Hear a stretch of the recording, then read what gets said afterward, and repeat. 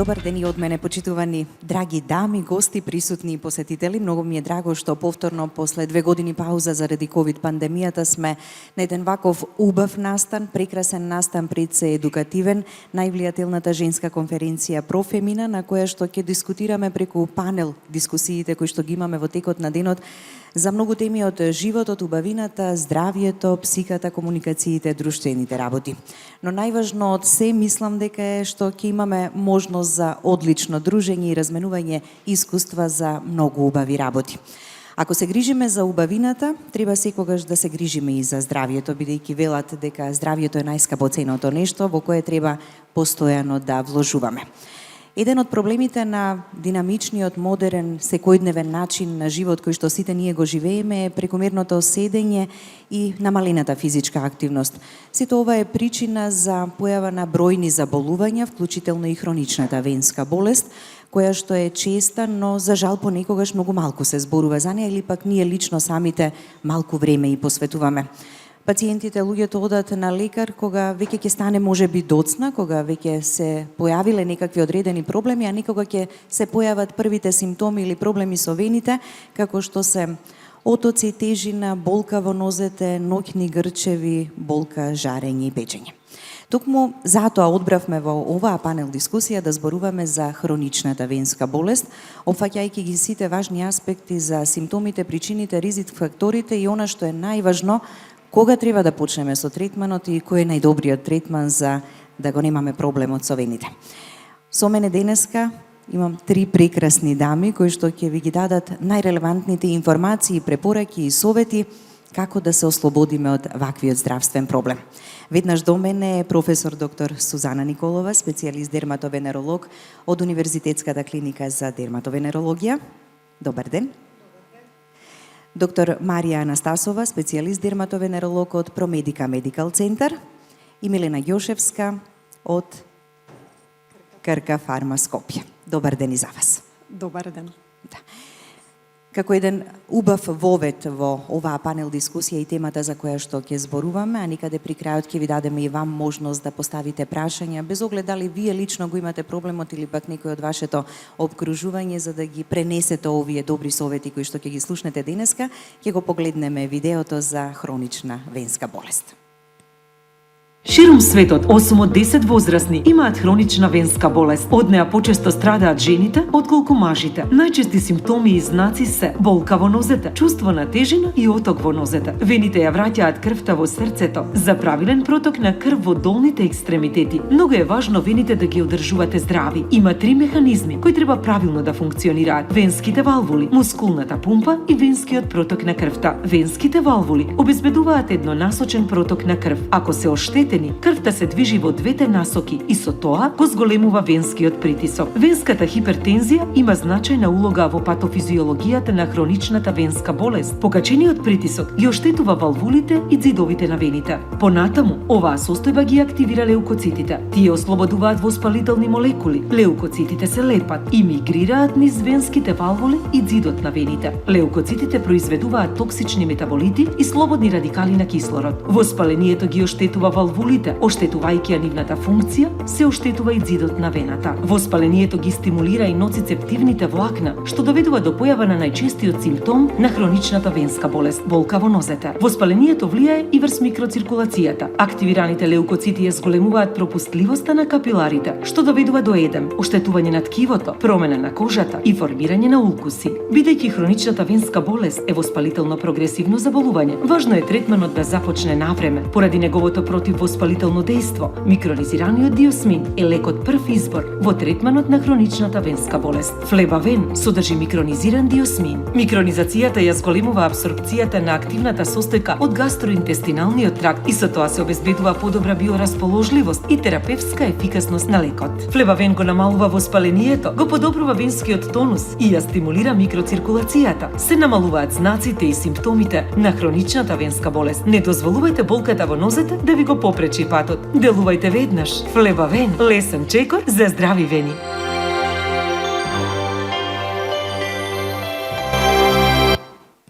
Да, одличен вовед во темата за која зборуваме во следниве околу 45 минути. Почнуваме со доктор Сузана Кажете ни, што е всушност хроничната венска болест?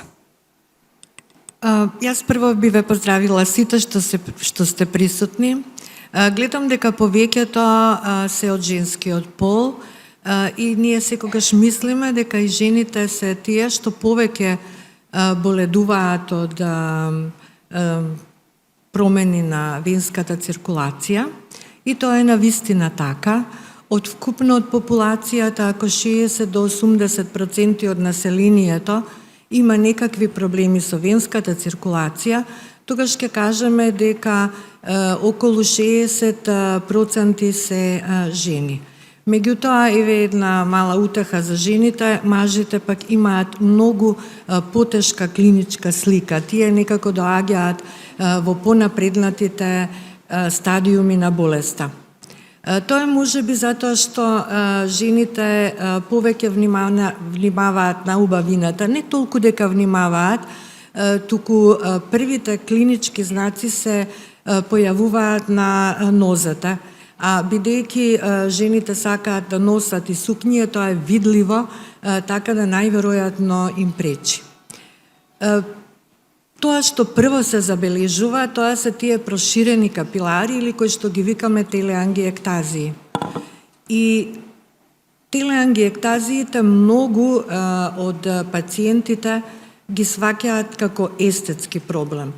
За нас докторите тоа значи прв стадиум на тоа што го викаме хронична венска болест. Хроничната венска болест, самото име ви кажува дека е заболување на вените. И тоа што е најзагрижувачко е овој термин хронична. Тоа значи дека перзистира во текот на целиот живот и она што е уште многу поважно, ако не се поведе грижа и навремено, ако не се спречи нејзиниот развој, таа е прогредиентна. Значи, од едни навидум естетски проблеми, честопати пациентите завршуваат со крајни терминални стадиуми за кои што е потребна терапија која што е многу агресивна. Значи, ние лекарите најчесто ги гледаме тие тешки случаи. Инаку, најчесто ви рекав е појавата на тие телеангиектазии. Меѓутоа, хроничната венска болест, таа оди низ неколку стадиуми. Првиот стадиум е кога немате ништо видливо, меѓутоа тука се симптомите. Тоа се добро препознатливи симптоми кога се жалите дека на крајот од денот вашите нозе се тешки, уморни, чувствувате болка. И тоа е првиот стадиум, иако невидлив, велиме само симптоматски, меѓутоа сепак знак дека болеста постои. Вториот стадиум се тие проширени капилари. Третиот стадиум веќе се јавуваат отоци. Па пациентките најчесто ни викаат утрово облеков едни чевли и на крајот од денот ја не можам да влезам во нив. Значи, отоците се нешто што веќе значи прогредиентна болест. А после капиларите може да се јават и тие видливи проширени вени кои што имаат поголем калибар и вие ги знаете и се викаат варикозни вени. После појавата на тие едеми веќе настануваат тие понапреднатите стадиуми кога веќе пациентите се јавуваат на преглед. Пак ќе речам за жал затоа што и првите симптоми заслужуваат големо внимание. Овие понапреднати стадиуми се карактеризираат со појава на неестетски, би рекла, темни пребојувања на подколениците или хиперпигментации, како што ги велиме, и честопати пациентите доаѓаат и викаат дали има некој лек да ова ми се тргне. Понатаму ногата станува, отокот првично кој што е мек и тестест, се претвара во едно затврднување и ногата станува цврста како даска, истовремено горе е сјајна затоа што е атрофична, паѓаат влакната и понатаму петиот и шестиот стадиум за жал се карактеризираат со појава на рани, кои што се венски рани и кои што многу тешко заздравуваат. Значи, една венска рана за да заздрави, па сигурно ви треба едно 4 до 6 месеци. Лесно се отвара, меѓутоа многу е тешко лекувањето.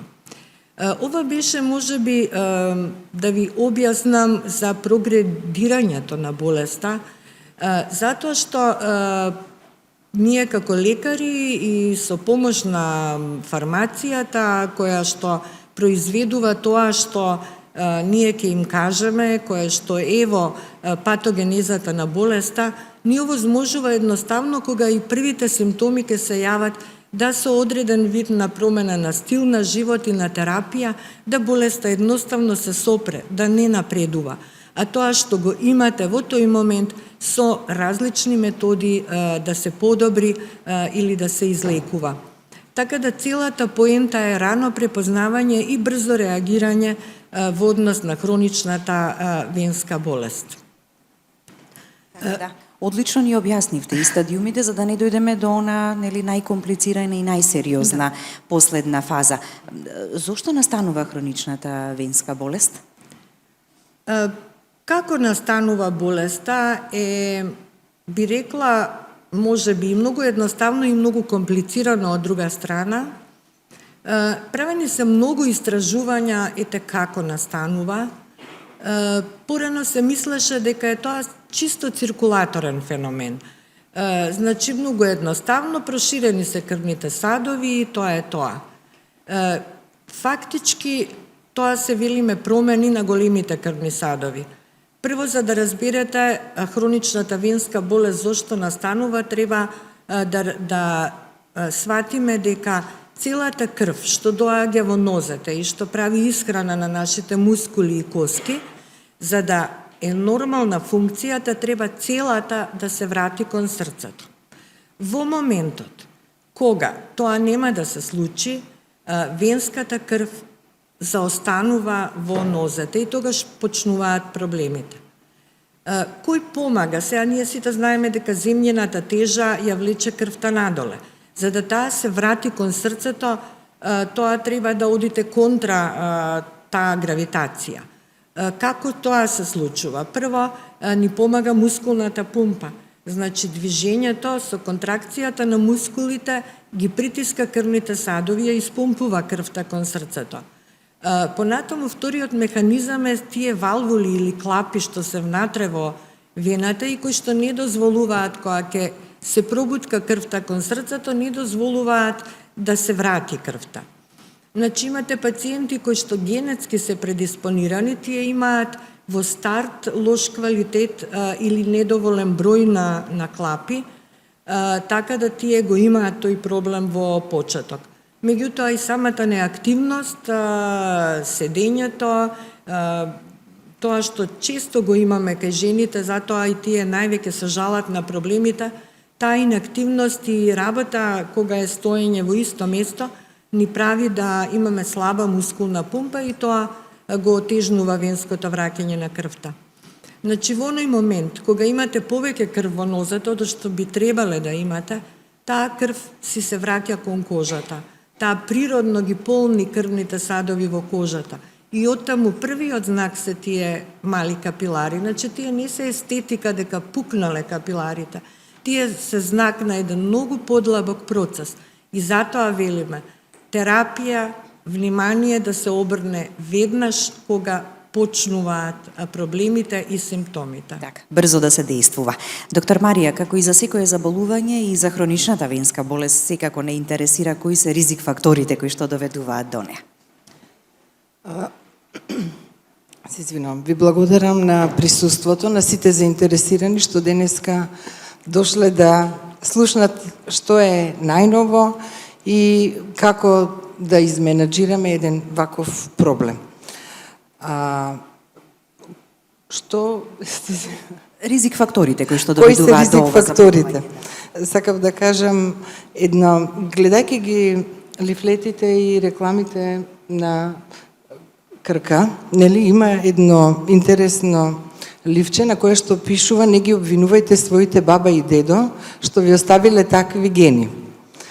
Генетскиот фактор е многу важен фактор и треба да се спомне нели како прв фактор, но сакам да кажам дека сепак најзначаен фактор е стилот на живот. Како ние живееме и колку ние го почитуваме своето тело, во кое што го поминуваме целиот живот.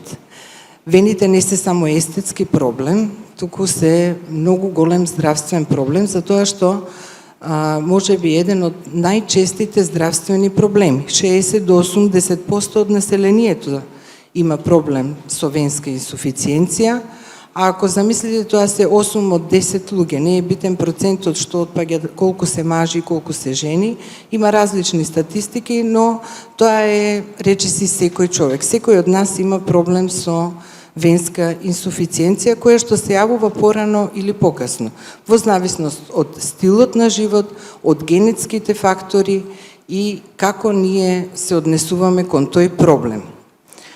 Многу е важна тежината, значи обезноста.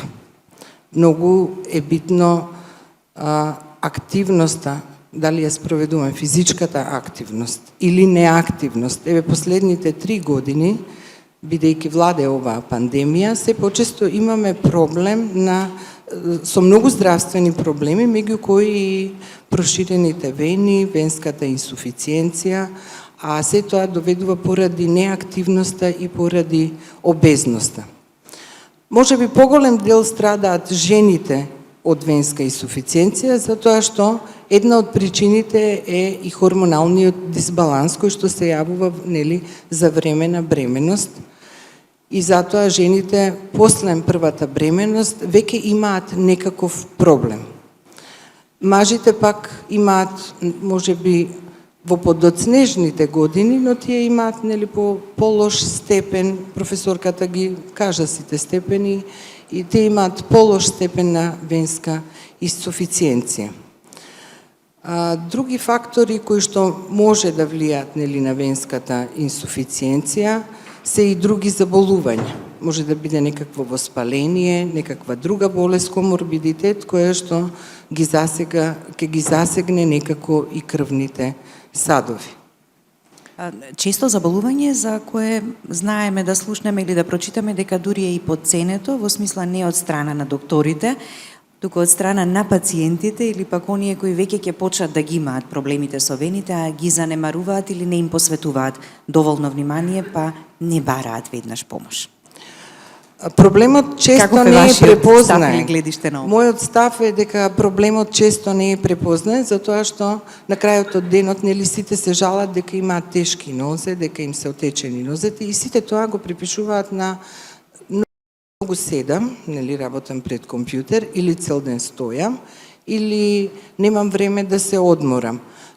Во суштина, долгото стоење или долгото седење може да биде причина за венска инсуфициенција, но проблемот не е препознаен. Првиот стадиум почнува точно со отекување на нозете, со болка, тежина во нозете. На крајот од денот бара да се одморите. Тој е првиот стадиум. Нема видливи клинички знаци, значи нозете се уште така убави, бели, не се гледаат попуштени капилари, тортуозни вени, само отокот и се мисли дека може би треба само малку одмор. Превентивата и менаџирањето во тој стадиум е најважен. Значи токму тогаш треба да се делува. Треба да се даде веноактивен лек, кој што помага во на зголемување и подобрување на еластичноста на вените, затоа што вените по градба се различни од артериите и имаат помала еластичност, затоа и попуштаат, односно ги викаме проширени. И втора работа, треба да се одреди компресивна терапија, добро познатите чорапи, ама тоа не се чорапи со 30% еластин, туку тоа е компресивна чорапа која што треба да ја одреди професионално лице, да земе мерки, да се одреди степенот и доколку сето тоа добро се изменаџира во првиот стадиум, болеста може да се запре таму кај што е, со многу убав стил на живот, значи одреден режим на исхрана, кој што вклучува многу С витамин, повеќе зеленчук, исхрана збогатена со овошје, со повеќе пешачење, тогаш би можеле да ги избегнеме последиците, односно да се влошува состојбата во повисок стадиум. Конкретно и за третманот. Кога е вистинско време, доктор Сузана, да се почне со третман, за да не дозволиме и да не се дозволи прогресија на болеста? Неколку пати спомнавме, третманот треба да се почне веднаш. Освен тоа што објаснив дека проблемот е со зголемен притисок во вените и дека крвта заостанува во кожата, кога ќе заостане крвта во кожата, ви излегуваат еритроцитите, леукоцитите и се прави еден зачаран круг, би рекла, на едно хронично воспаление. Никој не ги поврзува капиларите со хронично воспаление, а токму тоа се случува. Зошто ова сакам да го потенцирам? Затоа што досега сите лекови што ги користавме, а кои што ги викаме веноактивни лекови, затоа што го зацврстуваат или тонизираат ѕидот на вените, делуваа само на ѕидот на вените. Во последно време највеќе се обрна внимание на микронизиран диосмин. Тоа е субстанца која што освен што го таргетира венскиот тонус, кај оваа хронична венска болест, ја има и таа предност што делува и против воспалението. И фактички и против воспалението го спречува понатамошното оштетување на ѕидот на валвулите и на вената и ги спречува овие сите напреднати стадиуми како венски улкус.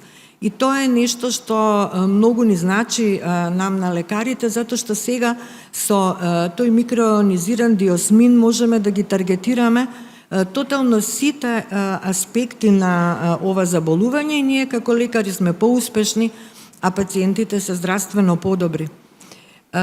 Значи, само капилар, ние велиме лекарите, не ја гледајте површината, гледајте и под кожата, затоа што таму ќе ги најдете и тие инкомпетентни валвули и инфламацијата, значи не е само естетски проблем. Заради тоа, терапијата ете со веноактивните лекови, меѓу кои што е и микронизираниот диосмин или флебавеневе, да го кажам и името, во доза која што ја спречува не само што делува добро на симптомите, што нема да имате оток, нема да имате болка и тежина, туку ја спречува прогресијата на болеста. А исто така се вклучува и во сите фази на клиничката слика. Така да ако имаме еден пациент кој што има рана или има проширени вени, па работиме некоја техника против проширени вени, секогаш го комбинираме со диосминот и се разбира со компресивната терапија или популарните еластични чорапи кои што се наменети за вени. Така да, што побрз старт со овој тип на терапија и се разбира менување на стилот на животот, ќе ве направи подолго да стоите во еден стадиум на болеста, затоа што болеста оди напред. И да не остануваме на она дека е заради годините, со текот на старењето, дека тоа се нормални појави, така дека ме болат нозете, отокот, заморот, ќе помине. Нема да помине ако не преземеме ништо на време. Отприлика е така.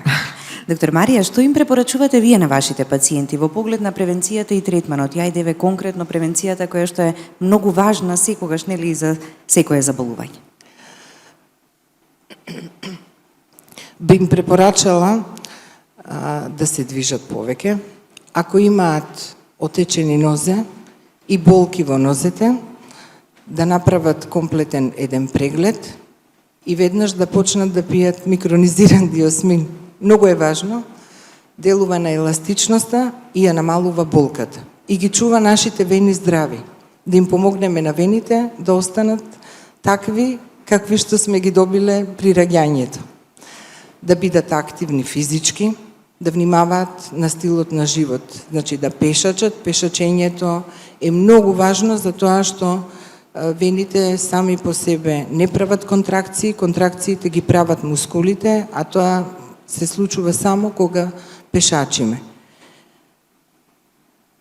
Превенцијата секогаш е на прво место. Верувам дека првично тоа нели почнувате заедно со пациентите да го работите. Од што зависи дали ќе го постигнете ефектот и дали ќе дојдете до посакуваната цел. Вие ќе си го направите вашето, ама многу е важно и пациентот така да се придржува до сите тие совети. Резултатот секогаш е еквивалентен на соработката. Ако докторот нели добро ја изменаџира болеста, а пациентот соработува и слуша, тогаш резултатот е неизбежен. тераписките цели, нели, диагностичките наши методи, кога ќе дојде еден пациент со проблем, се многу важни. Откако ќе се појави диагнозата, менаџирањето е втората најважна работа. Секој доктор треба да се грижи многу за својот пациент и точно во почетокот на болеста да превенира да не дојде до влошување. Кај нас најчесто доаѓаат пациенти во втор, трет стадиум, значи веќе кога не само имаме видливи капилари попуштени или тортуозни вени, туку кога веќе почнуваат да се појавуваат тие дисколорации по кожата, се отвараат рани, стадиум во кој што веќе е потешко да се менаџира да се менаџира состојбата на пациентот. Нарушен е квалитетот на живот на пациентите. Поголеми се трошоците. Кога имате еден таков коморбидитет и кога има толку многу проблеми, веќе треба многу повеќе работи да се вклучат во решавањето на болеста. И затоа превентивата е најважна. Денеска зборуваме за еден лек кој што е многу моќен, ако се почне од самиот почеток на болеста. И затоа апелирам превентивата да биде, нели, прва, сите да вложиме многу, да се едуцира масовно населението, што повеќе да се зборува за тоа, за да се препознаат симптомите и да се менаџира една таква состојба. Така да, едукацијата е многу важна, како што споменавте, информацијата да допре до луѓето, а и овој настане еден своевиден начин, така да ја пренесеме таа информација еве овде до присутните, а сите тие на останатите во својата околина. Здравствената едукација и култура веќе ни е на малку повисоко ниво. Во годиниве што изминуваат, верувам ќе се согласите.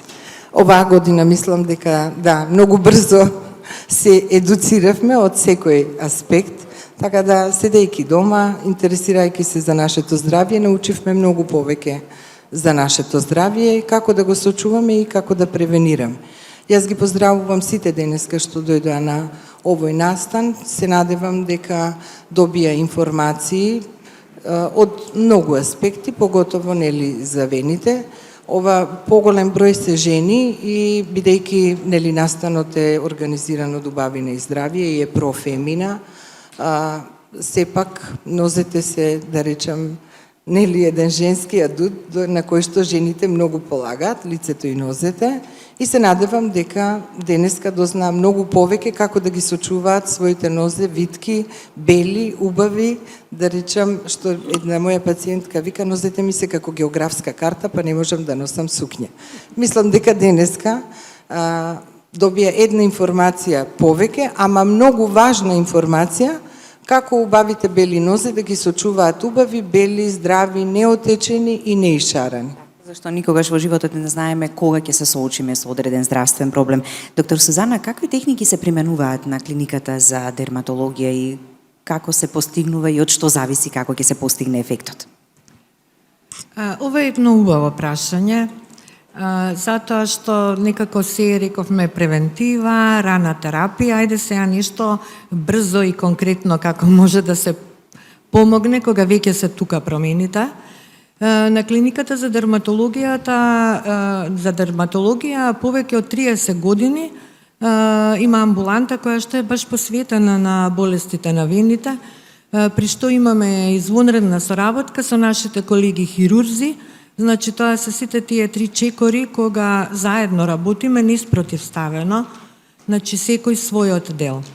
На клиниката за дерматологија има една многу интересна и популарна метода, а тоа е склерозантна терапија.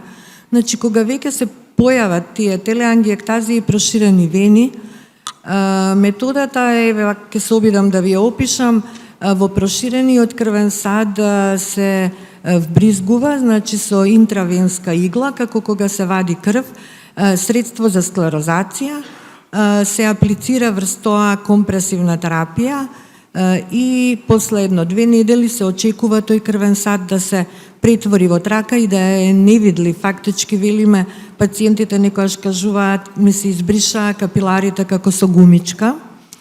Тоа е брза и едноставна метода и нема многу несакани дејства, тоа е многу добро.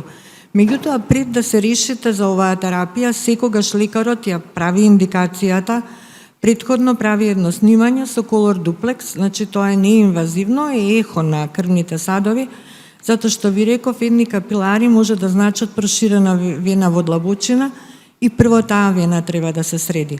Поголемите вени секако ги праќаме кај на хируршки методи. Така да тоа е една многу брза, ефикасна и безбедна, би рекла, метода за третман на проширени капилари. И пациентките што доаѓаат заради естетика, разбираат дека се работи за хронична венска болест и секогаш заедно со склерозацијата, со медикаментозната терапија на тие веноактивни лекови долго се одржуваат да не им се вратат брзо капиларите и проширените вени. Тоа е поентата на оваа метода. Милена, со доктор Сузана и со доктор Марија ги опфативме аспектите на симптомите, причините, ризик факторите, третманот, но сега и вистинското решение така за овој проблем. Што представува флебавен и зошто се користи во третманот на хронична венска болест? Флебавен представува еден висококвалитетен веноактивен лек кој во својот состав содржи микронизиран диосмин, биофлавоноид кој што има добро етаблирана и клинички докажана ефикасност и безбедност во третманот на хроничната венска болест, и тоа почнувајќи од оние почетни стадиуми кога пациентите чувствуваат само болка, оток и тежина во нозете, па се до крајниот стадиум кога веќе се формирани венските рани, односно венските улкуси. Диосмин е флавоноид кој што потекнува од едни мали, сушени и незрели портокали, карактеристични за Северна Африка, Јапонија и Кина. Од овие портокали најпрвен се екстрахира хесперидин, а потоа од хесперидинот по синтетски пат се добива диосмин. За да еден производ биде високо квалитетен, потребно е да вкупната концентрација на онечистувања, односно останати флавоноиди, вклучувајќи го и хесперидинот, не надминува повеќе од 8,5%. Во кркиниот флебавен, вкупната концентрација на вакви онечистувања е помала од 3,5%, што значи се работи за чист и високо квалитетен диосмин.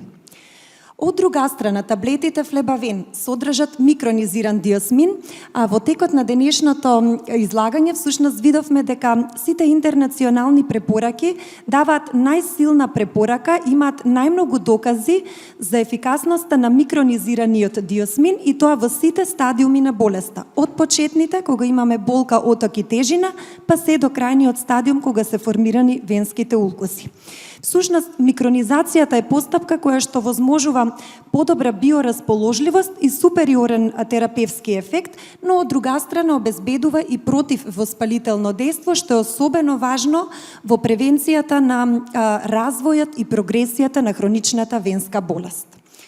Она што дополнително ги прави флебавен таблетите лек од избор во третманот на хроничната венска болест е дека се работи за исклучително квалитетен производ, произведен од Крка, која што представува една од водечките генерички компании во Европа и светот. Таблетите се произведени по системот на вертикална интеграција со комплетна контрола на производството од синтеза на активната супстанца до финален продукт и поседуваат собствено валидирана постапка за микронизација. Од друга страна, немаат додатоци на желатин, глутен, бои и конзерванси, што ги прави погоден и кај пациентите кои што имаат интолеранција на овие состојки. Колку време може да се користи флебавен? Така, одлично прашање, бидејќи многу често очекуваме дека сите овие лекови треба да се користат 1 месец, 2 месеци, па да се направат пауза. Важно е да знаеме дека таблетите флебавен содржат диосмин, кој е еден од најбезбедните биофлавоноиди, бидејќи нема интеракција со храна или со други лекови. Исто така несаканите ефекти од употребата на диосмин се навистина многу ретки и благи и токму тоа всушност го прави погоден и за долготрајна употреба. Времетраење на терапијата не постои, значи немаме ограничување дека препаратот може да се користи, односно лекот може да се користи 3 месеци или подолго. Толку колку што реално пациентот има потреба, апсолутно е оправдано да го употребува флебавен. И секогаш велиме со лекарите се консултираме, така, што, кога, како да почнеме и до кога. И она што би сакала да го додадам е дека флебавен се препорачува да се користи истовремено со сите останати тераписки процедури. Секако дека компресивната терапија е исто така лек од избор во третманот на хроничната венска болест и апсолутно комбинираната употреба на флебавен со компресивна терапија или со склерозацијата, како што денеска исто ја спомнавме, како навистина ефикасна тераписка процедура, е оправдано и бенефитот од истовремената примена на овие терапевски процедури е дополнително поголем. Јас мислам дека опфативме се важно и главно за хроничната венска болест, решението, третманот, што треба и кога треба да направиме. Би ги поканила и присутните, доколку имате прашања, сакате да го искористите присуството и на доктор Сузана, доктор Марија и на Милена да поставите прашање без оглед дали проблемот вие го имате или пак сте слушнале или сте виделе некој во вашата близина. Повелете, да. Флебавен? Одлично прашање. Навистина ви благодарам, бидејќи бременоста и видовме еден од клучните ризик фактори поради хормоналниот дисбаланс. Лекот може да се употребува во текот на бременост и во збирниот извештај за карактеристики на лекот е наведено дека одлуката дали бремената жена да започне со терапија или не, треба да биде по налог на лекарот, односно доколку ризикот од терапијата е помал од бенефитот, апсолутно е оправдано да се користи. Би напоменала по ова прашање дека веќе се спроведени голем број на клинички студии кои што конкретно се однесуваат на трудници со хемороидална болест, каде што диосминот е тестиран и се покажува апсолутно безбеден и кај оваа категорија на луѓе. Повелете?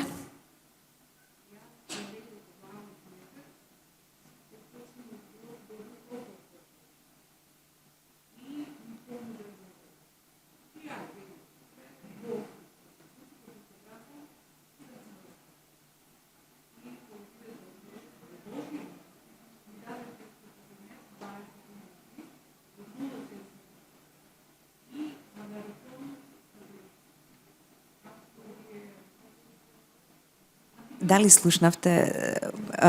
Не успеваме убаво да ве слушнеме. Ќе ве замолиме, може ли само маската? Ете така. Да. Да. Еден микрофон. Да. Ево, однесе да почне. Примав инекции флексапарине од 0,6 милиграма. 20 ги примив, после аварикон примав. И исчезна модрилото. И сега треба да одам на операција една и ми ги прекратија. Дали е во ред? Благодарам на прашањето. Значи, тоа е прашање кое што се занимава со системот на крв, значи, односно коагулација на крвта. Доколку дозата на антикоагулантното средство, значи, тоа ќе ви го кажат трансфузиолозите, зависно параметрите од вашиот коагулационен статус се решава предоперативната превенција и постоперативно. Дали и со какви дози ќе ве третираат. Прво треба вашиот ризик да го евалуираат докторите. Прво зависи каков е зафатот, ако е колк, ако е голема операција, секако ќе примате, без разлика на тоа што сте имале крварење. Меѓутоа, ако вие имате некоја неоткриена, да кажам, болест која што па сте склони на крварење, тогаш ќе ви дадат нешто друго. Значи, морате прво со трансфузиолозите една убава слика да се добие за вашиот систем на коагулација, каков е и како функционира и врз основа на тоа ќе се решат. Анестезиолозите тоа многу добро го знаат и го работат. Не грешат. Сето тоа е испитано и ми датоа да направам, нели, дидемерите колку се сето тоа. Меѓутоа, во ред е тоа и се уште имам болки кога пешачам, а веќе отокот се повлече. Значи, уште веднаш ќе ви кажам дека болките при пешачење не се од вените. Значи, тоа ние разликуваме болка од вени и од некоја друга причина. Затоа што кога пешачите, вас вените не ве болат, тоа ви годи. Значи, таа болка што имате може би од кичмен столб, неуропатска, некој друг тип на болка. Тоа не е од вените. А дека после тоа крварење што сте го имале, треба време, малку дали лимфните садови и вените си се вратат на свое, може би една еластична чорапа многу ќе ви помогне. И ќе ви помогне и флебавенот, заради тонизирањето и реставрацијата на тоа што е А уништено. чорапи носам хулахопки од оние Да, измерени да. од Medicus Plus. Тоа ќе ви помогне да отокот не е траен, Да. туку да се ресорбира побрзо и да ви е подобро. А бев и на ортопед и на ревматолог. Се е окей. Се е направено како што Да, треба. ви благодарам многу. Имаме уште едно прашање. Ќе ве замолам само микрофонот позади. Уште еднаш која жена беше вас? Добар ден и од мене. Имам прашање, мислам, до Милена. Дали луѓето, например, жените кои што имаат проблеми, чувствуваат болка, уток и течина, можат сами да го земат лекот во аптека? Или секогаш мора биде во консултација со лекар? Благодарам на прашањето. Секако дека треба сами да го земат. Флебавен е лек без лекарски рецепт и фармацевтите и по нивна препорака и само иницијативно, значи пациентите може да го купат во аптека. Инаку дозирањето на флебавен е многу едноставно. За хронична венска болест потребно е да се земе само една таблета на ден, бидејќи содржи 1000 милиграми микронизиран диосмин.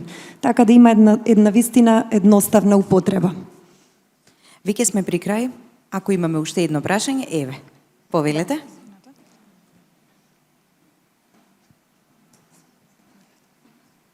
Благодарам за присуството на докторите и на представникот од Крка за оваа убава трибина. Јас би сакала да прашам при седење работа 8 часовно седење пред компјутер, после колку време од седењето препорачувате движење, да речам станување на правење на пауза и колку влијае положбата еве на нозете, конкретно сега тука со вкрстени нозе седиме нели во нека друга положба, дали еве вкрстување на нозете негативно влијае, да речам, еве на вените? Благодарам. Ите, ова ми е едно убаво прашање. Ја токму го правам тоа што не треба да го правам, носам штикли и седам со вкрстени нозе. Значи, тоа што ме прашавте е исто често прашање на луѓето кои што летаат надолго, на овие долги летови. И многу студии беа правени и се против визеари тие ефтините летови, кои што не тераат да бидеме во една принудна згрчена положба и да не станеме, нели, неколку часа. Препораката е кога седите, вие можете да правите мали вежби, а тоа е со стапало. Значи, тоа можете на 15-20 минути да се промрдате, на едно саат време да станете да прошетате. И интересно е што професиите кои што со стоење на запад, например, тие превентивно добиваат компресивни чорапи кои што не се груби, туку се токму превентивни. Така да сите стоматолози по другите држави, доктори во операциони сали, сите со ваква седечка работа си ги носат на работа како превенција. Значи, уште еднаш движење на нозете на 15 минути е сосема доволно, на саат време да прошетате превентивни чорапи е одлична приказка. Правилно седење е како што седат Милена и доктор Марија, така? Да, секогаш исправен грбот, иако може би малку и болка ќе се почувствува, ама тоа е тоа што мораме да го правиме. Имаме уште едно прашање, повелете.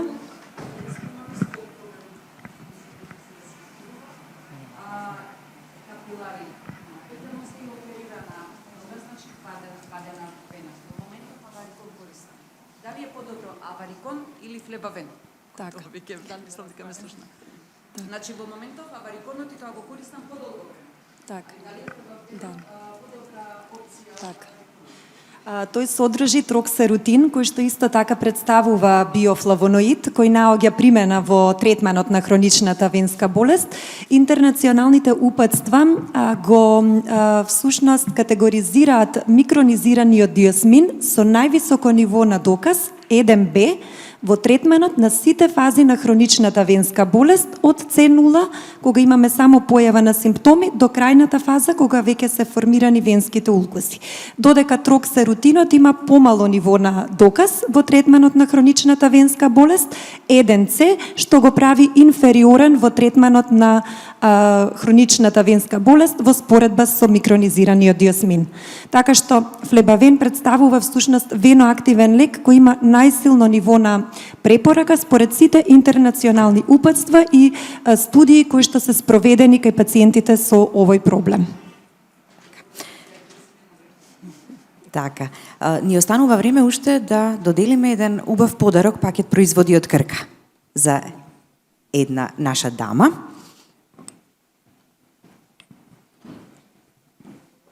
Еве.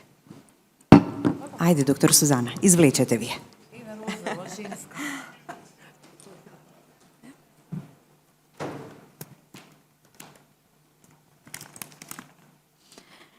Ангела Николоска.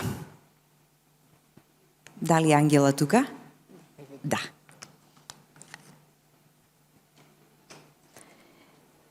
Еве го подарокот од Крка. Ви честитам и ви благодарам што бевте и дел од ова наше денешно заедничко дружење. Драги дами, ви благодарам за присуството и вам ви благодарам за учеството, за сите овие информации и совети кои што ги упативте до нас. На крај би заклучиле дека при појавата на првиот симптом, првиот проблем со вените, не чекајте, действувајте брзо, веднаш побарајте лекарски совет, решението го имате, флебавен, лесен чекор за здрави носе. Да го погледнеме видеото како заклучок и за крај на нашата панел дискусија.